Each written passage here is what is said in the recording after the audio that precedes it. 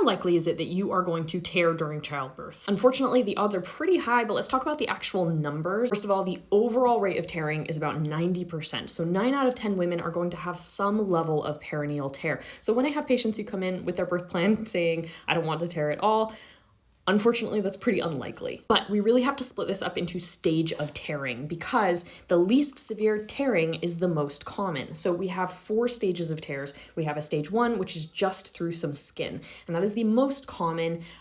Pretty much everybody's going to have some level of tearing. There's a lot of stretching happening. A stage 2 tear goes through part of the muscle, part of the pelvic floor muscle here, so skin and part of muscle. Stage 3 is going to go through part of the anal sphincter, and we split stage 3 up into a couple of different stages, but that is going to start to get into the realm of obstetric anal sphincter injuries, or OACs. And then a stage 4 is all the way through the anal sphincter, and this is the most severe. So when we say 90% of women are going to have a tear, most of those women are going to be experiencing stage 1 or stage 2 tears. About 40% of people are going to have a stage 2 tear, but you're about twice as likely to have a stage 2 tear if this is your first birth ever. Risk for an obstetric anal sphincter injury or a stage 3 or 4 tear goes down significantly. The average is about 3%, so only 3 in 100 women, but again, the risk is about to double for people when it's their first time. So the risk is about 6% versus 2% for people who have had multiple children.